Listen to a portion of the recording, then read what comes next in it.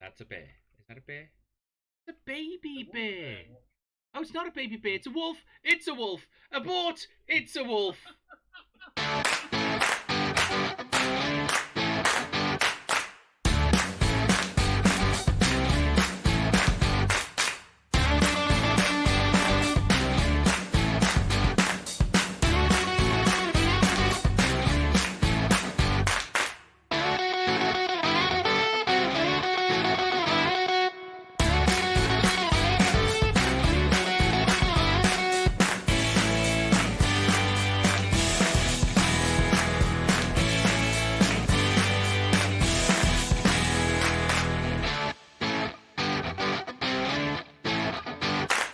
Living day.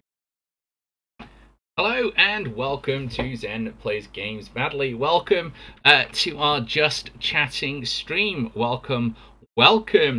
Um, so yeah, it's Sunday and we are just hanging out. Of course, like a lot of these Just Chatting streams, I'm just adjusting my advent calendar there so it's more in shot. I quite like it. It's kind of a pop up advent calendar. So as you unlock stuff, it produces this really funky little winter scene, the winter scene background. I quite like that. That's quite nice. So, obviously, we start off with congratulations. An absolute congratulations go to Elusive Elf for finally making it all the way to affiliates, and of course, got their first subscribers way over on Friday. So, an absolute fantastic, well done over to them. It's a hard graft getting up to 50, and of course, they've got a whole bunch of stuff ahead of them. And, we're hoping. Obviously, we had a look at Mischief Maker on Tuesday, and it looks like we might be able to run two at the same time. We might need to upgrade the server that we're running on, but it does mean that actually we will be able to get more interaction from our respective channels. And of course, as they say in 7 Days to Die, bears mean love. So we'll see. We will see how that goes. This stream we were gonna basically just talk about kind of Christmas, really, because it is just around the corner. It is less than 2 weeks away. So if you haven't already started preparing for Christmas, you're really running out of time. My Christmas tree, of course, not that you can see. I probably should decorate what you can see behind me, really. My Christmas tree went up on the first weekend of December, as is traditional. And now we're going to talk a little bit about what are your favourite Christmas traditions? What are the things that you all do? Because Christmas is really interesting, because or midwinter or solstice or Hanukkah or whatever it is that you are celebrating. But these midwinter festivals have kind of been part of humanity for as long as we have records, and they all sort of revolve around the same kind of idea, sort of the coming of the light. And you can well imagine what it must be like. We've got electric lights, we've got candles, and I suppose we don't really get the dark very much. But if you live anywhere rural, then you know what it is to have to walk out at night where there are no street lights, and that kind of dark is quite scary. And we're not, obviously, in modern Britain, we don't really have very many animals out there. But the scary things in the dark are most often other people, which I think is in some way terrifying, more terrifying, I think, than an animal. Because at least with an animal, a sort of a terrifying animal, you know that it's not personal necessarily. It's not about you. It's an animal. It's hungry, and you are basically walking and tasting meat. Whereas another human is making an active choice that it wants to do harm to you, and I think that's probably the scariest thing. So these midwinter festivals, However you are celebrating them. They always can kind of contain the same kind of element. There's always an element of Thanksgiving. So an element of thanks for what they've achieved, what they've been given. Sometimes this is separated. I think Christians do a kind of a harvesty thing, invented in the 1800s, but who's counting? Um, and the same kind of idea of kind of Thanksgiving. I think it happens at Passover for the Jews. So there's always this sort of idea of Thanksgiving. Then it's followed by normally kind of a giving of gifts. Giving of gifts is a really interesting sociological and historical addition, because gifting is an anomaly. There are very few creatures out there that give gifts with not expecting anything in return, which is kind of the important caveat, because of course magpies will give gifts, but they're expecting things in return. And a lot of animals will kind of bring things to people, but as far as I'm aware, the biology behind that is about so mice from cats, for example, is about training you to be a better hunter, because clearly you're not doing a good enough job. Magpies bringing shiny things is normally kind of in a sort of thanks. You've given me something, I will give you something. And welcome Lamacorn and Xanthus, welcome to the channel. And as Xanthus has pointed out here in the club, we like to say that we love one another by the gifts of bears, normally during our 7 Days to Die stream. So gift giving, just to finish the thought, gift giving is relatively unusual in sort of the human race, versus the rest of the animal kingdom, because it's given without expectation. We do see some of it in bonobos, but that seems and it seems to function the same way. Hey Hakim, welcome to the channel.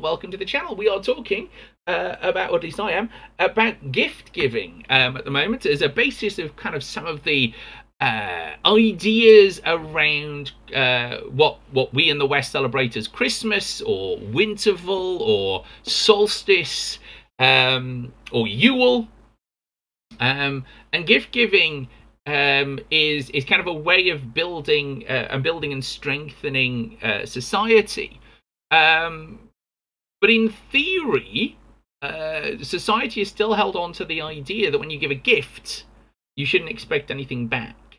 So it's designed as a really interesting kind of sort of form of social development.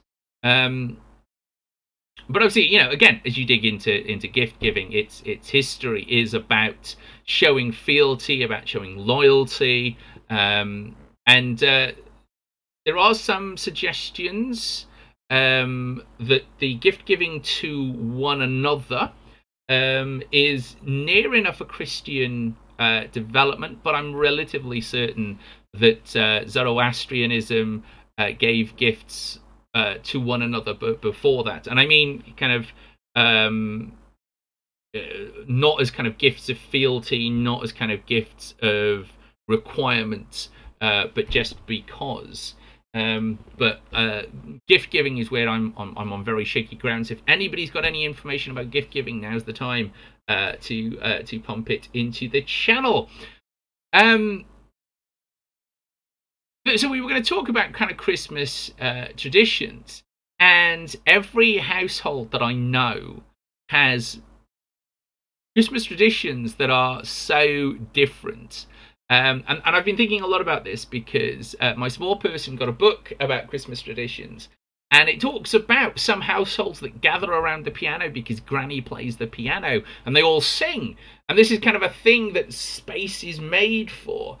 In the UK, some people still make space at 3 o'clock for the Queen's speech. When Doctor Who was aired on Christmas Day at 7 o'clock, that was what our household did, was make space for Doctor Who. so that we could all gather around. And if you didn't want to watch Doctor Who, and we before COVID we had big housefuls. If you didn't want to watch Doctor Who, you could go somewhere else. We were watching Doctor Who at 7 o'clock. Exactly. This is the thing. We have reached the stage where gift giving is about a competition. Who's got the best gift. A show of wealth or one-upmanship. Exactly, Lamacorn. And that's not what gifts should be about. And actually, I've got to say, and I've had, obviously, I'm quite old. And I've had a whole bunch of gifts, and mostly the gifts that I kind of appreciate the most are those that actually have thought rather than cost. Sometimes thought and cost, but it is always the thought that counts. And you can probably see, actually, just over my left shoulder here, some of the display of I'm not even touching Xanthus's statement that says that Lamacorn doesn't want any gifts. Not touching that. You can see some of my favourite gifts that were given. We've got here, which is a tapestry made by Pertho Originals. The owner and maker of Pertho Originals is a close personal friend of mine. And they made that for me, and just look how beautiful that is. I mean, that is, that's expensive, in their time and craftsmanship. It's amazing. I love it.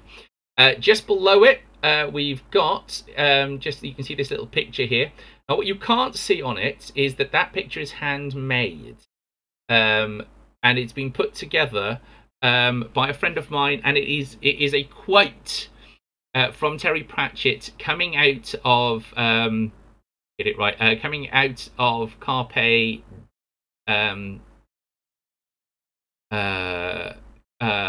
Jugulum. And it would come to me, and it says that the thing about religion is that it should be a fire and passion that drives you onwards, because everything else is just being nice and keeping up with the neighbours, which is just this wonderful definition of what kind of true religion is, and links in with a lot of the work that I did for my masters. You like giving handmade gifts, but don't like receiving them. Those people don't get gifts the next time. Wow. Lamacorn, that's a really interesting statement. I mean, because I mean, most of the gifts that I get are handmade, not necessarily by the person giving them to me, but handmade by somebody. Very little mass-produced gifts. Oh, okay, yes, I may want to reread that. Thank you, Xanthus. I like giving handmade gifts, but many don't like receiving them. Ah, I see. Those people don't get gifts the next time. That makes much more sense. Thank you, Xanthus. My dyslexia strikes again. Yes, if you don't like receiving handmade gifts, what are you doing? Get a life. Actually, handmade gifts are the best. Even if they're not necessarily made by the person, the fact that they've gone out and maybe commissioned that gift, here is kind of, now I absolutely love this as an example of a handmade gift. Now, it wasn't made by my partner, but it was put together by my partner. And I'll see if I can hold it up. So you've got the Pride flag on the left with the purple in it. And then on the other side, just around there, you have got what is my motto, and a date on it, which I'm not going to read out because obviously for security, and then the word Shimley.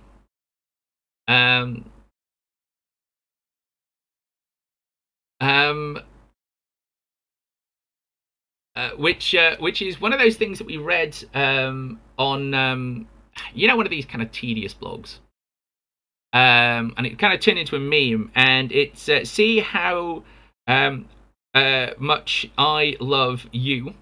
We had an I because otherwise it doesn't make any sense when you say it. Um, and the idea is that you just put that word on a bit of paper, or written in dust or wherever, and you kind of hide it in places where that person might find. And it can take weeks or minutes for them to find it, but kind of when they do, it's just a really kind of gentle way of saying, I'm still thinking about you. You are still kind of the most important person in my life. And this is handmade. Um, it's very nice.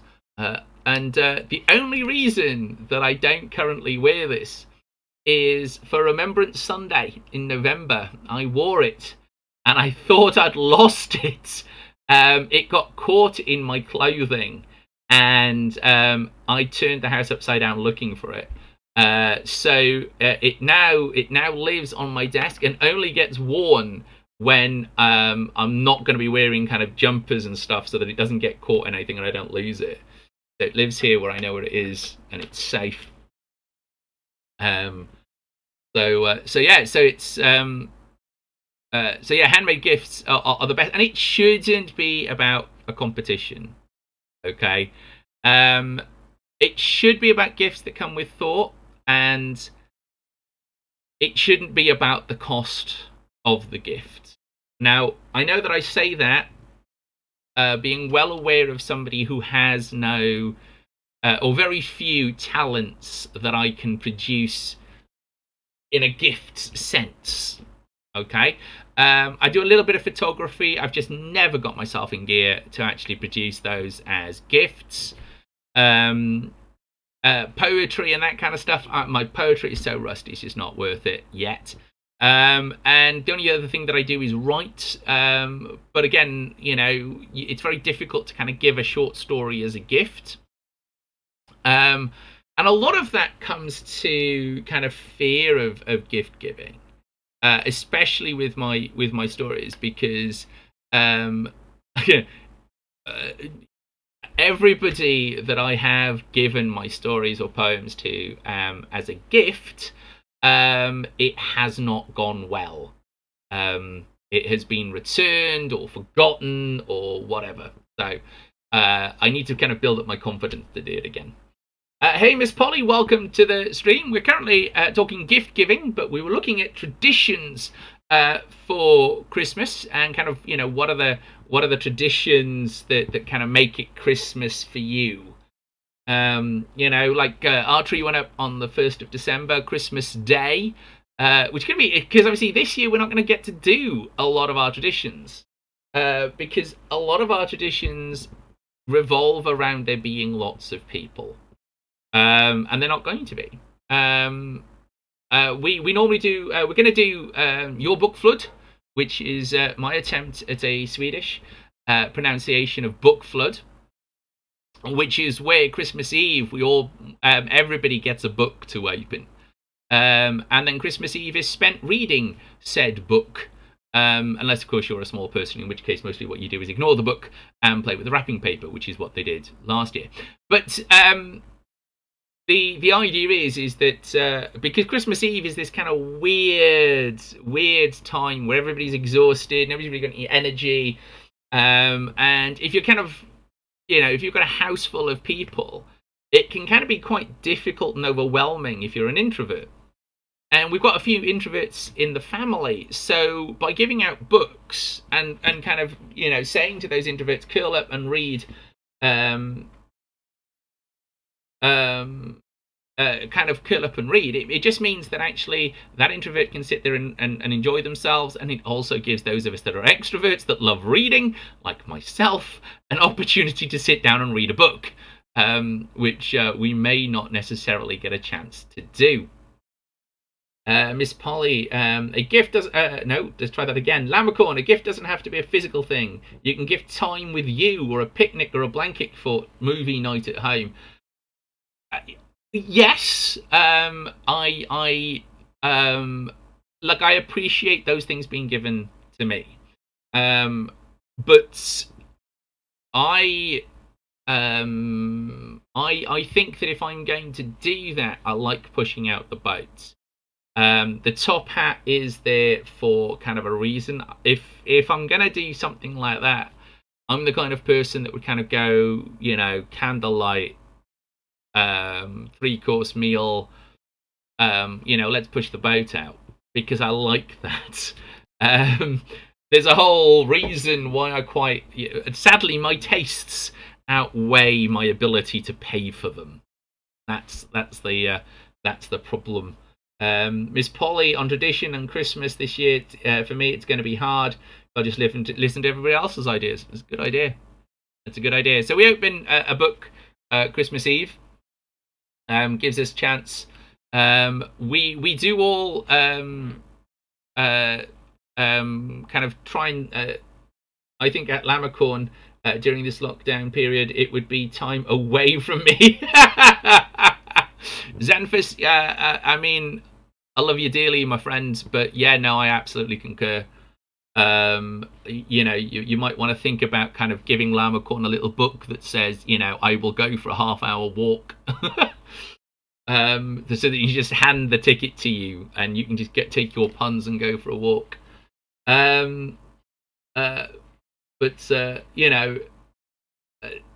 as Lamacorn says, living with Xanthus is mostly puntastic. And that's fine, because puns are great. And one of the reasons why we think Xanthus here is amazing is that they are, in fact, the jester of puns. Though Lamacorn clearly gets a bit tired of constant puns. But, nothing I can do from here. What else do we do? Christmas Day, we try to open presents later. Ideally in that break, kind of around 11, just before dinner. There's a reason for that, and that's because we're still very lucky to have a lot of grandparents still alive and still with us. So the small person goes and opens early presents with the grandparents, because on my partner's side, they are the kind of people that think that 7 o'clock is late for you to be getting out of bed. Speaking as somebody who thinks that 10 o'clock is about the sensible time to be up, and I very much take the Red Dwarf approach, who is together by 1 o'clock in the afternoon, you can still taste the toothpaste. So 7 p.m. is 7 a.m. Xanthus, or was it me? Clearly I'm feeling very dyslexic. 7 a.m. in the morning is late, so they are very early risers. So DOW goes off there. Yeah, a.m. So DOW goes to them in the morning, while a lot of the kind of the pre-prep for dinner and stuff is done while DOW is out. When DOW comes back, they normally want to kind of show all their toys and stuff. Sometimes we don't do presents until dinner, and bearing in mind we've only had him 3 years, so sometimes there's a bit. We do dinner, he'll go for a nap, the adults will open their presents, and then he'll come down and open his if he can wait that long. DOW is also an early riser. I am not knocking DOW being an early riser. Also, welcome to the stream, Roslyn. Xanthus's family open in the afternoon after lunch. It has taken some getting used to, coming from a chaotic large family with morning presents. See, Lamacorn, I am also from the kind of family which open presents in the morning, so you have the rest of the day to play with them. That's what they're for. That's what the afternoon is for. The afternoon is for playing with your presents, falling asleep on the sofa full of Christmas dinner, and a little bit of alcoholic tipple, so that you're awake in time to watch whatever Christmas movie you're watching in the evening. Okay, that's how Christmas works. And who is together after dinner to actually open presents? You're just too tired. Xanthus, at Lamacorn, we started doing this because you needed morning to do the wrapping. Now, I don't know who's telling the truth here. I don't know whether or not it's a Xanthus family tradition or whether or not Lammercorn had failed to wrap presents. But I come from a family who has been known to be wrapping presents at 2 o'clock in the morning. Yeah, to be awake for the Doctor. But there is no Doctor Who Christmas special this year. It has moved to Christmas Eve. So it's not that I was forgetting Doctor Who. It's just that it's moved to Christmas Eve, and not Christmas Eve, New Year's Eve. Clearly, I'm feeling very dyslexic. Maybe what I should have done is eaten before I decided to stream. He's fibbing.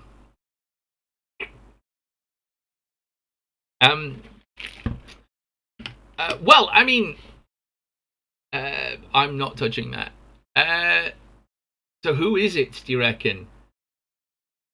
You never had the TV on Christmas Day. Wow. I mean, the TV in our house would go on after dinner, and it would be whatever afternoon Christmas movie it was. Something that you've seen 1,000 times, that you can fall asleep to, wake up, and you still know where you are.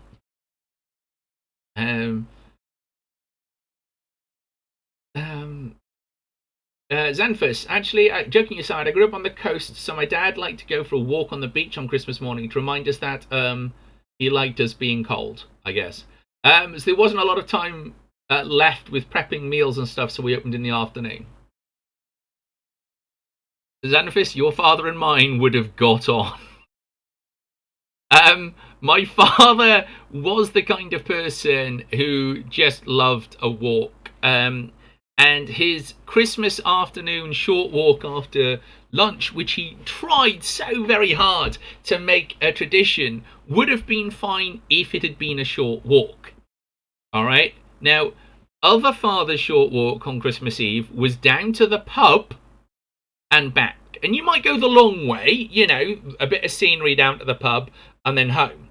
No, my father's short walk was a 4.5 mile walk to go and to go and have a look at some scenery and then back. There was not even a pub involved. He tried very hard to make this tradition. I did it with him 1 year. But I have to say, 4.5 miles on a full stomach is not fun. I'd much rather go fishing. We did that 1 year, actually. 1 year, I got a new fishing rod for Christmas. And we went fishing Christmas afternoon, and it was just glorious. We didn't catch a thing. We never caught anything. My father and I, world's worst fishermen. But we could sit looking at the sea for hours. Pasty in hand, hot cup of tea or coffee in the other, watching the tip of our rod in the vague hope it would bobble. Never did. It never. Apart from, the occasional crab. But yeah, no, Xanthus, I can understand if you grew up on the coast, but I think even then, going for a walk on Christmas morning is just... Your dad's walk involved several pubs that you got to look at from a distance, where people were warm and dry while you walked on the wet shingle beach. Wow. Now, I spent a lot of Christmas by the coast. But I was old enough that by the time my father tried to start this tradition, that I was able to go, do you know what, Dad? I'm going to stay home and watch the TV. So bless him, he would take the dogs and he'd go on his own, which suited pretty much everybody, really. We never had the energy for the walk. Kids running on very little sleep. We usually woke about 6 a.m, having gone to bed about 1 after midnight mass. Yeah, we also did that, actually. We also did the going to midnight services.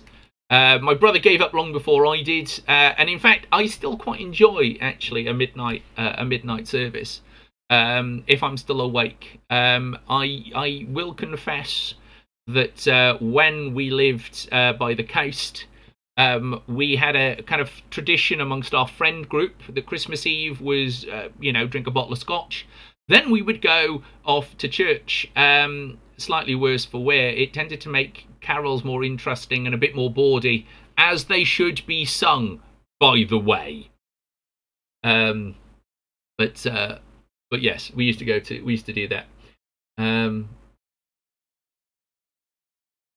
like, to be fair, as a parent now, going for a walk alone sounds pretty good. Your dad was onto something. Entirely true, Ruslin. Yeah, your family does the big Boxing Day walk thing, and they do walk. All right. Now, I think my father would have absolutely loved going on some of the walks that Roslin's 89's family do. I enjoy their walks. Normally from the warm, through a window, playing my guitar, watching them walk. I think actually that is the best way to enjoy a walk, is to watch somebody else do it. There might be a reason I am the size that I am. I'm not saying that walking isn't for me. I like the occasional flat walk, but oh, I don't know. I've never really gotten into the whole walk thing, because I kind of see it as, you should be able to chat. And most of the people I know that I walk with, I'm so out of condition that I'm just spending the entire time trying to remember how to breathe. Um, Xanthus, well, talking of things we got to experience from afar without being able to attend, my dad's house is opposite a church. So we got to experience all the Christmas services, again, from afar, whilst out in the cold and the wet. My dad often says that growing up with a view from my bedroom being a graveyard has a lot to answer for. Yeah, now I can. Ooh, floating head with surprise person. Um, food. Yeah, decided to say on street. Oh, I see. I'm being told off. Passive aggressively. But passive aggressively with food, because I hadn't eaten. Um, Xanthus waves to the floating hand person. You did get more than a hand this time. You did. So that was my lovely partner. Um, just coming in to bring food, which is lovely, but in a just chatting stream, eating is going to be really difficult.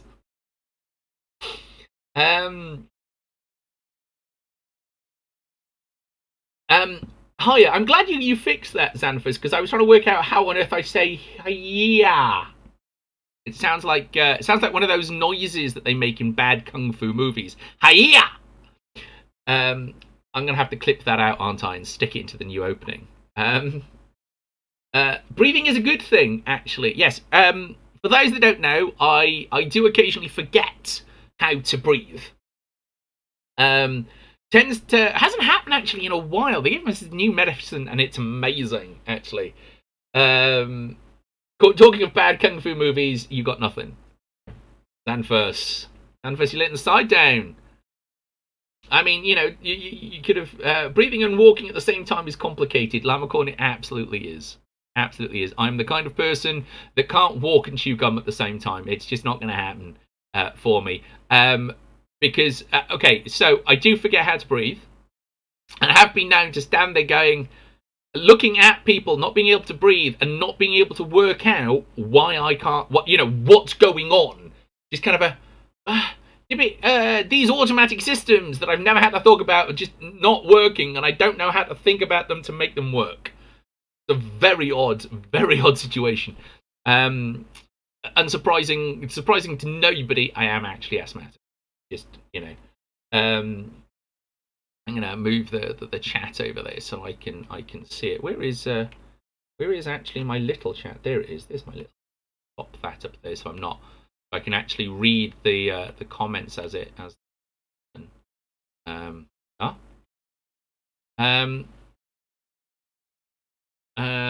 are the other people doing shocking things at the time, as that's kind of expected, I suppose.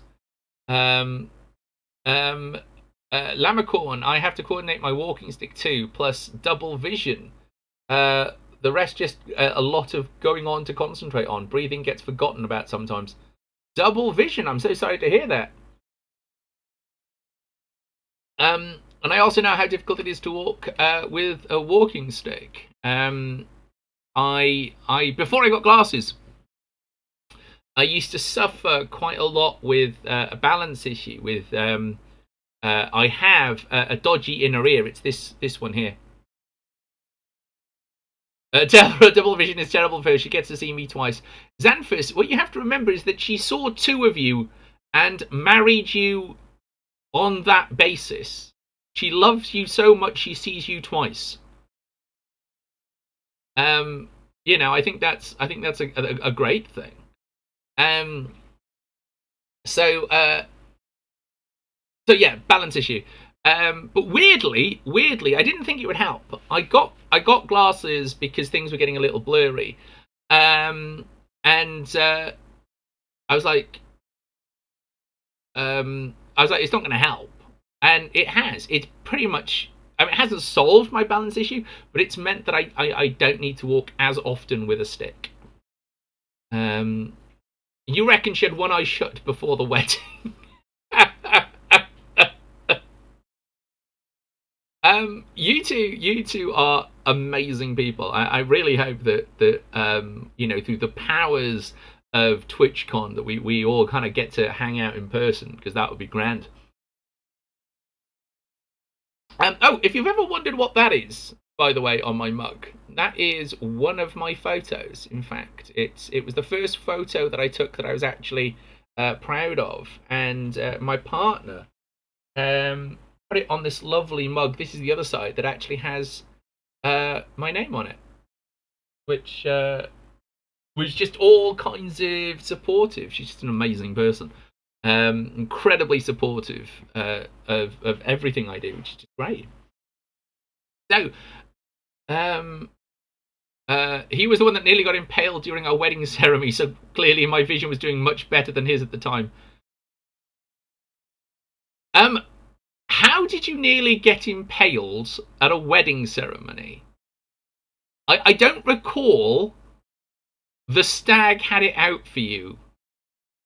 Uh, okay, this is going to need a bit more context, all right? Stags are not traditionally part of wedding ceremonies. In any faith that I know about, it was dead, it was just antlers, right? So this is a stag on the wall that Xanthus walked into.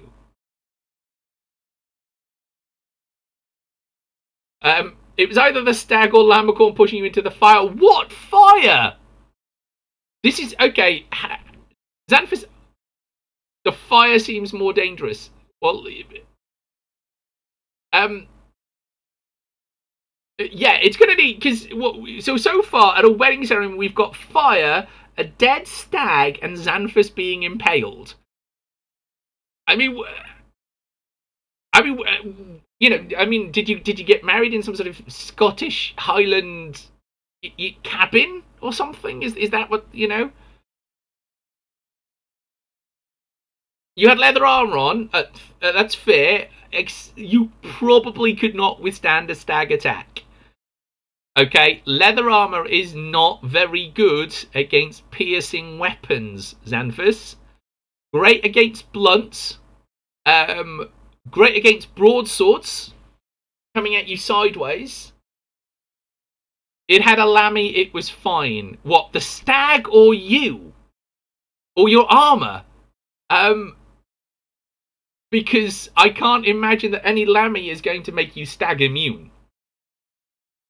For those that don't know what a lammy is, in certain LARP systems, lammies are short for laminated cards.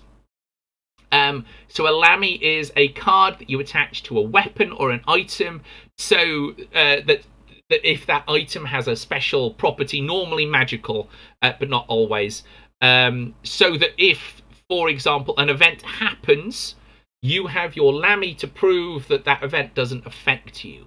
Because in LARP systems, a lot of LARPing, a lot of interaction is done sort of one-on-one or in small groups without necessarily a ref being present. So you need to be able to be kind of accountable in the group. Not so immune, just able to take the one hit. It didn't protect it against fire, though, so I was kind of pinned into the choice. You were pinned into the choice of being pushed into the fire or into the stag. And you reckoned that the magical armor would protect you against the stag, and therefore you were okay. So what I'm seeing here, so you got married in Lapland. Oh, that's cool! In a circular cotter hut. Alright, that makes sense. Sloped walls, fire pit in the middle.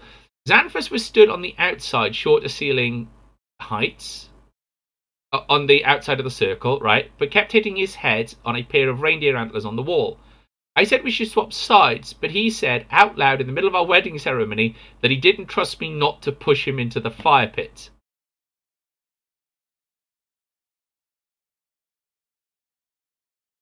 Xanthus, you can't. At your wedding ceremony, that is not the time to say you don't trust your betrothed to not push you into the fire. I mean, you survived, so it must have been a good choice, except there's a whole bunch there that just simply doesn't. Marriage is all about being honest. Marriage is all about being honest and honest to one another and communicating. But you should also, trust that your partner is not going to set you alight. I mean, I know it's not in the marriage vows. You don't kind of, promise to love, honor, and not set somebody on fire. But it shouldn't. It should have kind of go without saying, really. It's I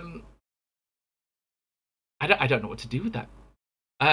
You trusted that she wouldn't set me alight as long as you stayed on the side. So Xanthus trusted that Lammercorn wouldn't set him alight, providing he was nowhere near the fire. That's grand. It was -20. I was wearing a dress. Me giving up proximity to the fire was a pure declaration of love. Absolutely. Giving up proximity to the fire at -20 in a dress. I mean, depends on the dress. Did you? Because obviously you got married in Lapland.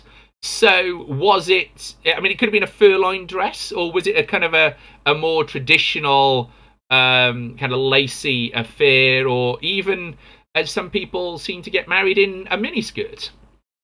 I mean, it's you get married in what you want to get married in. Because a lot of these ancient traditions are about male control, so chuck them all out. Start again. So traditions do have their place, and that is what we're talking about today, which is Christmas traditions. But we are currently chasing down the fact that Xanthus was being set alight at his wedding by his wife while being impaled on a stag. There was also the chance that if she was on the side of the stag, she could use the stag to push you into the fire, thus being blameless. But to think of these things at that sort of time. 50s tea length, nice. Purple, good call. And heels. Yeah, no, I mean, loving the tea length dress, absolutely. Loving the colour, purple, obviously. Heels in Lapland. Though, in fairness, it's a tea-length dress. Alright, there are no boots that you could wear with a tea-length dress at a wedding that is going to go with a tea-length dress. Oh, exactly, you're not going to wear snow boots. I mean, it's that kind of thing where, tea-length dress, what could you wear?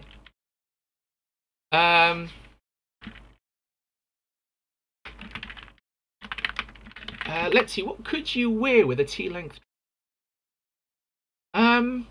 It's too dainty. You couldn't even get away with kind of FMB looking kind of stuff. It's just I just don't know. I mean, you could probably get away with simple pumps, maybe, but even then, you're not going to get simple pumps with enough grip to wear in Lapland.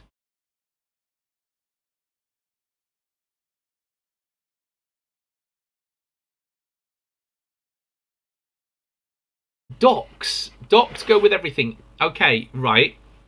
It's a purple dress, which means you would have to go with shiny purple docks, black docks, um,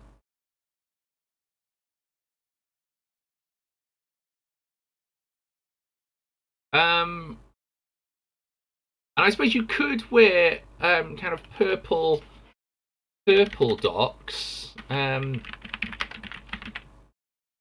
uh, but they are quite difficult to get a hold.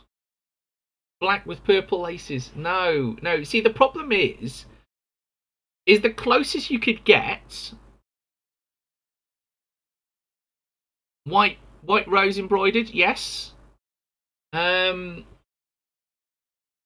thing is right. So the 1460s, right, that you can get in kind of a shiny purple, would entirely depend on the color of the dress. But even then, while Doc Martens do have good grip, I'm not sure that it would go well in Lapland.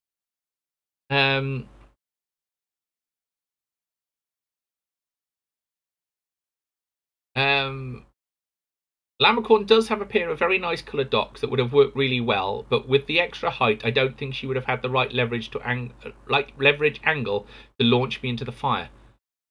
There's no point discussing my shoe choice now. It was 3 years ago. It's fair. That's fair, Lammercorn. But for the record and for this stream, shoes are important. And anybody that's listening here, okay, if your partner thinks that shoes are important, here are the things that you need to know. 1.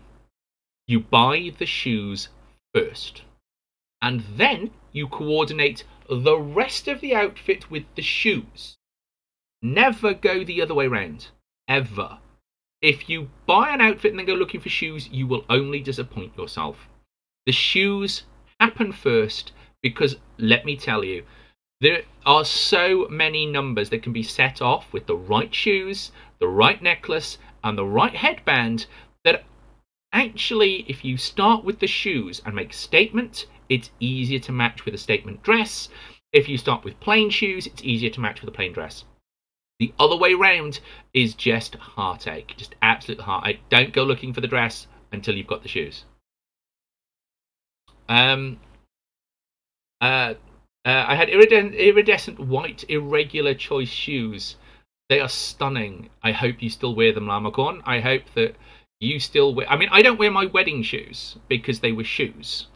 And I don't wear shoes, I wear boots. But absolutely everything else for my wedding that wasn't hired, I wore until it either fell apart or no longer fit because I've changed size. Miss Polly, I love buying shoes. No, they are heels. They were pre-walking stick requirement. Oh no.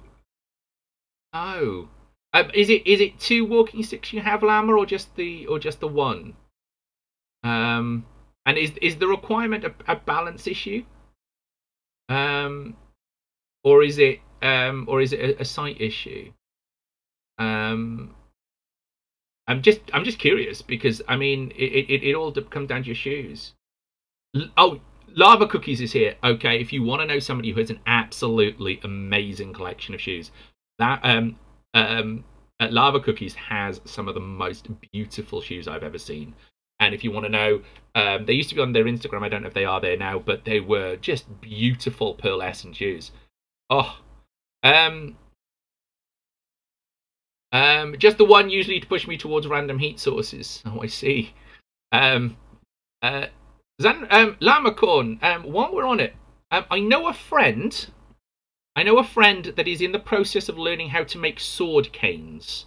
So he's more likely to make them if more people want them. And it might be easier to poke Xanthus with something sharp than without.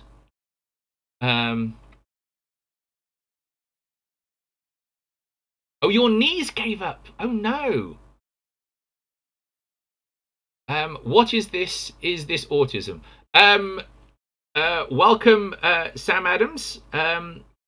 we are currently talking about walking sticks because we've come a long way, and shoes. We are talking about shoes. Um, because everybody loves a decent pair of shoes.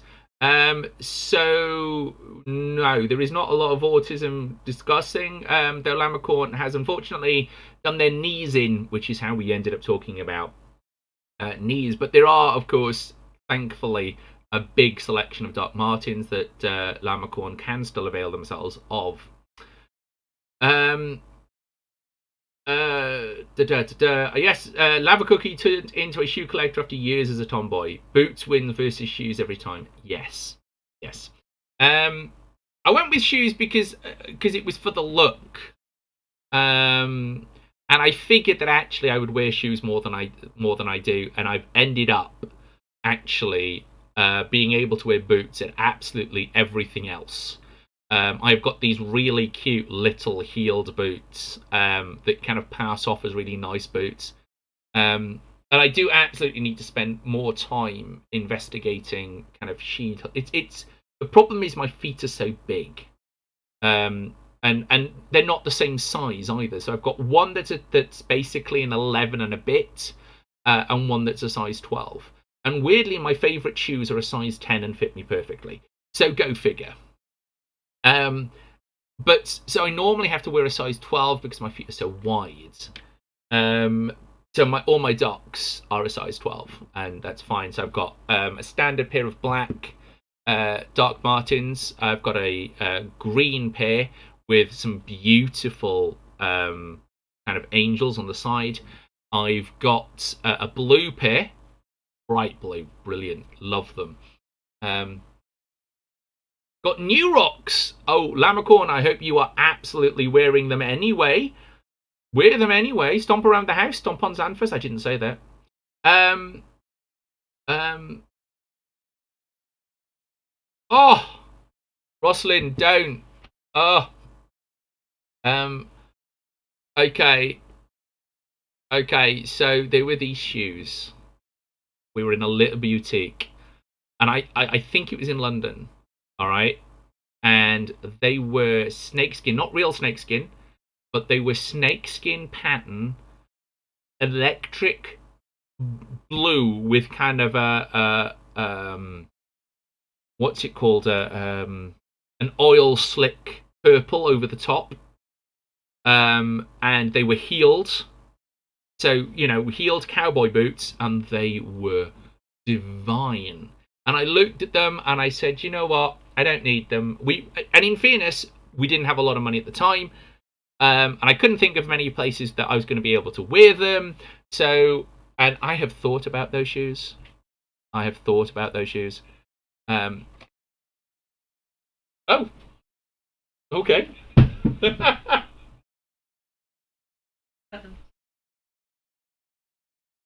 So those ones are really.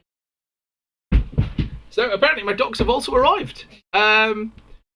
So these are kind of the blue ones. Now these are designed to chip and fray as you walk, so you kind of get this kind of mottled pattern.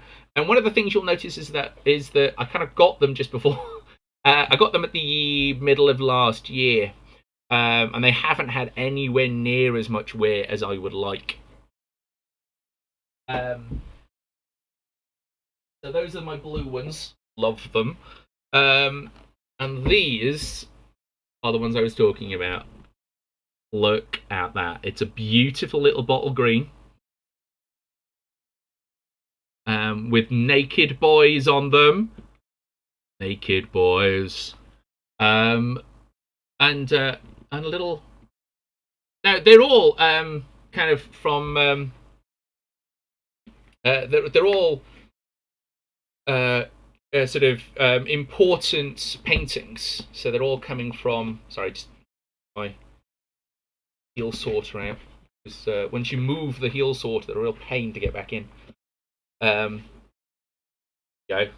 It keeps the toe nice and sturdy when you're storing them. But just look at that. Look at that. Sadly, doesn't match my purple top hat. But aren't they beautiful? Aren't they beautiful? Um, the docks are glittery with flames. They didn't used to have flames, but they got imprinted when she tried to kick me into a different fire and I moved out the way, which meant the new look for the boots was my fault for dodging well. um, Problem is it always difficult to tell how much of this is real. Um, of the, of the. Um, so, they don't do heels in my size and a sensible price. Point either. I'd wear more of those as well. Thank you, Xanthus. Thank you. Thank you. It's always nice to have your clothing complimented, which we should do more often, by the way. I think 2020 means that we should spend more time being nice to each other. One of the reasons why this entire stream is mostly based around being nice, and I try not to allow kind of too much negativity into the stream, is because 2020 has just been awful. Why I want to do, kind of Christmas traditions and kind of, cheer people up. Is that 2020? I don't know.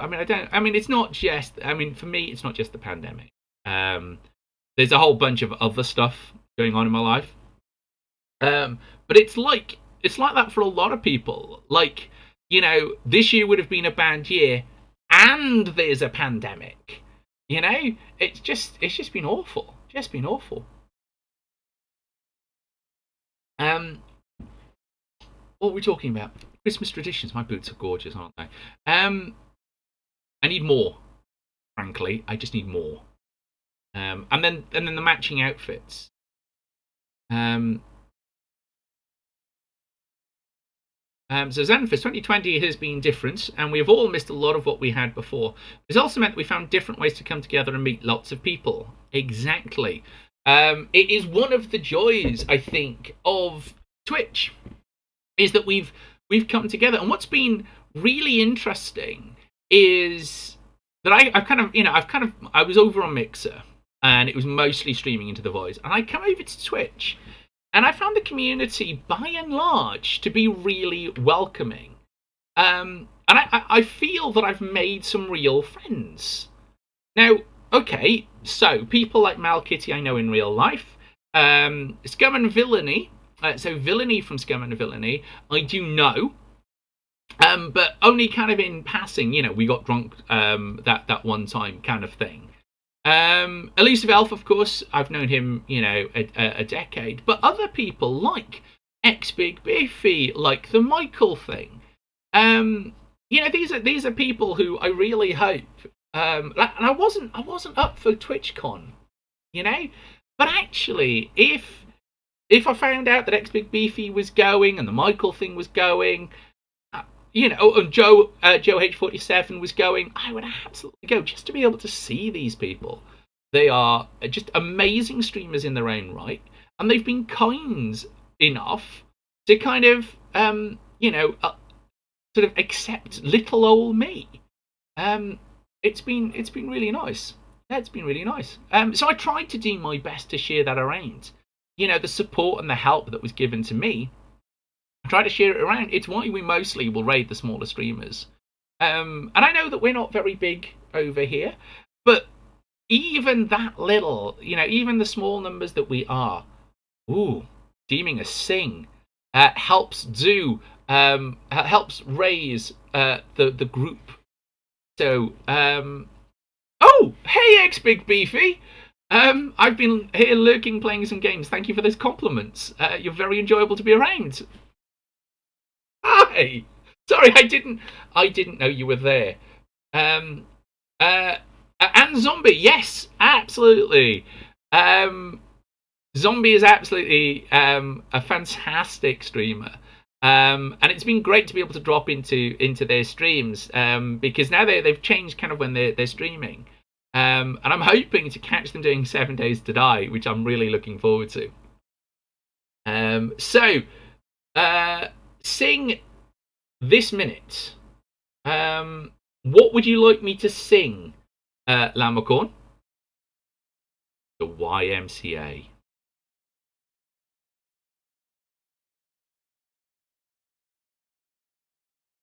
YMCA. Okay. Who put that idea in your head? Out of curiosity. Did anybody put you up to doing the YMCA?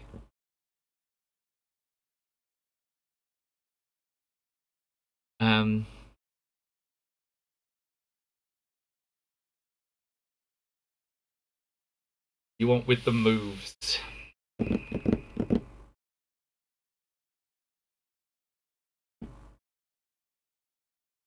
8 p.m. first 7 days. First day 7. It'll be fine. You need to find the wedding do it. How is everybody going? Okay.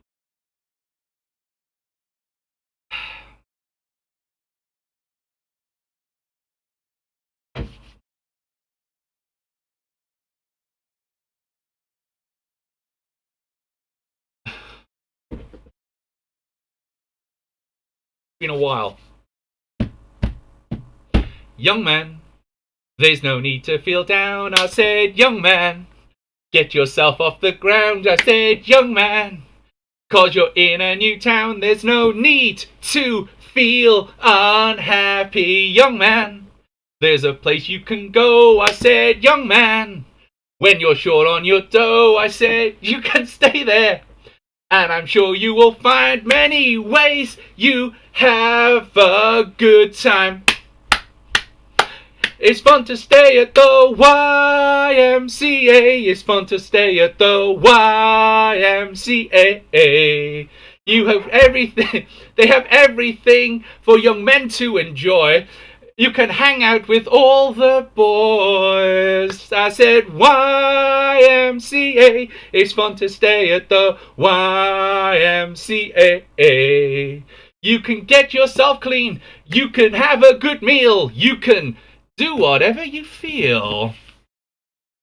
Young man, are you listening to me? I said, young man, who do you want to be? I said, young man, we can make you real your dreams, but you've got to know this one thing. No man does it all by himself. I said, young man, put your pride on the shelf and just go there to the YMCA. I'm sure they can help you today.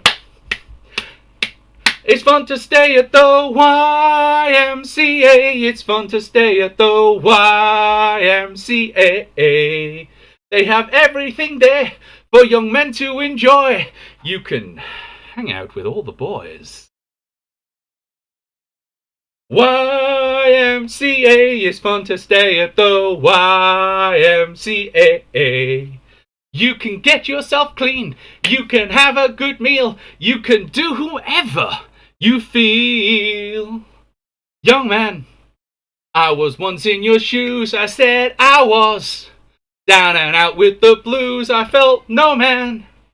Kid, if I was alive, I felt the whole world was so jive. That's when someone came up to me and said, young man, take a walk up the street. There's a place there called the YMCA. I'm sure they can help you today. It's fun to stay at the YMCA. It's fun to stay at the YMCA. You have everything there for young men to enjoy. You can hang out with all the boys. YMCA. YMCA. And then it fades out, sadly. It's fun to stay at the YMCA. That was the YMCA, folks, as requested by Lamacorn. Mark that as complete. We work together to cause true chaos. Lots of emojis. This is a very good idea. You taking note for your new channel redeems yourself. There are a million things I'd rather do than subject people to my singing. X Big Beefy, that is exactly what I felt. And they keep redeeming it anyway, so One of the things I probably should have mentioned is I was once, way back, a trainee redcoat. Not actually a redcoat as you all know it, because that works for Pontins, but I worked at another holiday park doing that on stage. So the YMCA was quite familiar to me, and I haven't actually done it in years, and I've forgotten how much fun it is. Actually, I quite enjoyed that. Thank you very much, Slamacorn. That's really cheered me up. Better with a backing track. And if I'd known that was going to happen, I probably would have put some black jeans on, and then you could have seen me do the full thing stood up. Not that there's enough room to do the full YMCA in here. But I feel that was the equivalent of making Malk do arm forced exercises. I mean, the YMCA is probably the most exercise that you do with just your arms of the party dances, obviously. In a completely did you find out why? No, I still haven't heard anything back from Twitch. I've heard nothing, like deathly silence.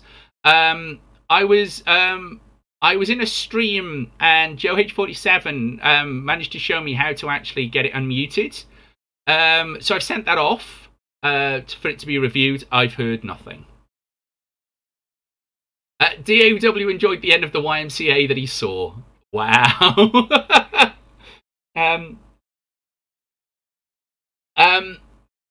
But I guess that means that we call it there. DOW is awake, and of course, it is. It is Sunday. It is a family day. Do we need to redeem it again so DOW can see it in full? Well, DOW can see it in full in person, should he wish, and because it won't be on Twitch, I'll be able to play the music. So he won't just have to put up with his old man singing instead of instead of the beautiful original singers of the YMCA. If you ever want to see a list of what gay men fantasies are, have a look at that video. You're saving up for a wee shanty you'd like me to sing. So long as there's lyrics, then I'm happy to sing most things. Providing it's not racist or overtly sexist, because it is a sea shanty. I'm not aware that they've relaxed the rules. They've got stricter. You can play music if it's in the Twitch library. 44 seconds, but it's incredible. I'll give it a go. I'm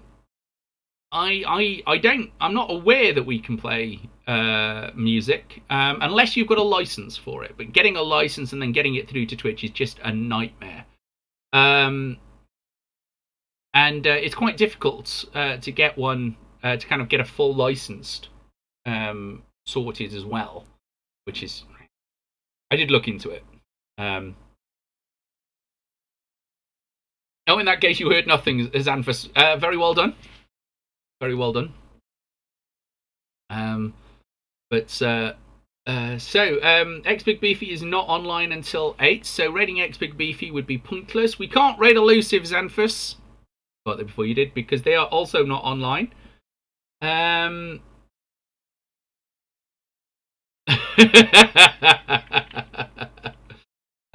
If Xanthus ever Shooter McGavin, welcome. Why have I got 2 notifications? Welcome, Shooter McGavin. Welcome to the stream. Why there are 2 notifications? There should have been 2 different ones. There we are. Let's move those. But welcome. Thank you for the follower. I love you. Are you my dad? Well, it depends on how old you are, I suppose, and where you hail from, Shooter McGavin. Just say yes. I refuse to accidentally get myself embroiled in a paternity suit, especially if I don't know who your mother is. Because I've met some people in my life. It's just been awful. Not saying that your mother is or isn't one of those, but I refuse to confirm or deny anything at this point. It's always best to be safe, I feel. It's always best to be safe. Um, thank you very much, Shooter McGavin. Thank you. And look at the array of alerts that you've got. Because my alerts stopped working and now they're all working. So thank you. Thank you very much for the bits. How you doing, Shooter McGavin? Are you having a yes? Now you get the top hat and enjoy it. Use it everywhere. The top hat is the symbol of this channel. This little private club that we've got going on here. I'm glad you're finding it inspiring. I'm glad we do our best here, Shooter McGavin, to inspire people. We want people actually out there to raise their spirits, to feel like they come here and they leave with a smile on their face. All right. We here as a community are all about looking after one another, raising people up, giving people a good time, and hopefully making them feel a little bit better about themselves. Because I'm proud of every member of this channel, because you have all, right now, you're all dealing with such immense difficulties, and you are all amazing people, all of you. And I think a lot of Twitch is like that. I was reading some news the other day that apparently that some of the Twitch the Twitch stars are a bit weird off stream. Hey, it's Mojo Pojo 3. What a fantastic name, Mojo Pojo. Welcome to the stream. Welcome. Thank you for the follow. I hope you're having a good time. I hope you hope whatever it is that you're doing today is really going to raise your spirits, and that you're having a good time. Thank you for the follow. That's completely disarmed me. What was I talking about? Oh yes, how amazing you all are. You're all amazing, and you're all dealing with some kind of, it's really tough this year. Not just with kind of the usual stuff that's going on, and life is not the easiest right now. But actually, COVID just kind of makes that all real difficult, because we can't do the stuff that we would normally do to go and chill out. We can't go and relax. So thank you, Mojo. You've got a second alert going on there. I'm going to have to sit down and look at my alerts again. But I think, more the better, really. It means I don't miss one. You're all dealing with a whole bunch of stuff. And it's tough. And it's really tough. And if you can come here and find yourself having your spirits lifted, whether it's by me doing the YMCA, or whether or not it's by me, as I did the last time we did this, singing an advert jingle, whatever it is that pleases you, we are here to make your day and to hopefully make you. Right, we were talking about Christmas traditions. So we were talking about what kind of things do you do in your house over Christmas? That's a kind of a Christmas tradition. So far, we've not had anything that's well, apart from Xanthus's dad and my dad that like to go for a walk. That's sort of seems to be a relatively common one, but nobody going from for a walk to the pub and back, which I thought was pretty traditional, or at least it is around here, where people walk out of the church on Christmas morning across the road into the pub. That seems to be a bit of a tradition in most of Wales. Really, is the church services end and the pub's open. But you grew up in a pub. We didn't have to walk there. That's fair. Yeah, no, growing up in a pub makes that walk really short, and the stumble home even shorter. Not together. Yes, Xanthus. We should probably. It would be weird that if our dads knew each other and went for walks and we didn't know each other. Actually, especially because as far as I can work out, we live in different parts of the country. So, so that would be quite. That would be quite one. Where she grew up explains a lot. It is, yes, I suppose that Lammercorn growing up in a pub, knows that she knows how to deal with people, and she's quite handy with beating people when they get too close. All of these are skills that you need in a pub. They're all skills you need in a pub. Because pubs are rowdy places. I mean, not so much these days, actually. We do kind of need more of those kind of gentle pubs where you can go and get a coffee as well as a drink. My dad also lives 300 plus miles away from me, but nowhere near I believe you are. Probably not. That's a long way. I mean, is that intentional? Or is that sort of an accident of jobs? Because one of the problems that I think at the moment is at least us, and I count myself as the younger generation here. We've had to travel to kind of find jobs and university and that kind of stuff. And so kind of a lot of our traditions, like my parents' traditions, were all very much around local community. Whereas my traditions have been around kind of my tribe, bringing, my tribe together. So we decorate the Christmas tree, for example, and we invite everybody, just everybody, to come and help us decorate the tree. Because a lot of them may not be able to decorate a tree. They kind of like Christmas but are a bit distant. And we've had everybody put stuff on the tree. You name a faith, they've put something on our tree in years gone by. Loud and smell of stale beer and generally have people in them. I don't really like people. Lammercorn, somehow that doesn't surprise me. Though you'll be pleased to know I don't consider myself people. Xanthus, he lives in Suffolk. I left Suffolk to go to uni and never went back. The north of England is better than the south by far. Yes, it is. I mean, yes, I don't think I would have left my university town had it not been for jobs. Actually, I think I probably would have still. I loved the place. We've still got a house there. So maybe one day we'll return there, but who knows? We've really settled, I think, here in North Wales. And I think, I think it would be weird to go back now. He took you from the south as well, Lammercorn. It's true. She doesn't like people. They go well with fire, though, from what I've experienced. He took you from the south. They paid me to take her, though.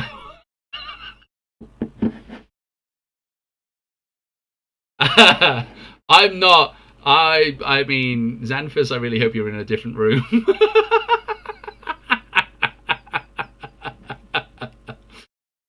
And I hope the money was worth it. Right. No, he isn't. Xanthus, I am miles away, so I'm much safer than you are, my friend. Much safer than you are. We were going off. Police said too many unexplained fire incidents were draining their budget. Xanthus is like a dog with a bone, just gnawing at it and gnawing at it and gnawing at it. You gotta go back to work. It's been nice here. Thank you for having me. No problem, Miss Polly. Have a great Sunday. Shush, dinosaur. Right, we were going to raid somebody. We just hadn't got as far as working out who. Who we've got? Middle-aged Sneaks. Clappy Von Trapp is playing Cyberpunk 2077. Cyberpunk 2077. If you want to go and have a look at that. Summoned Games DM is playing Griftlands. So I have personal views about Cyberpunk.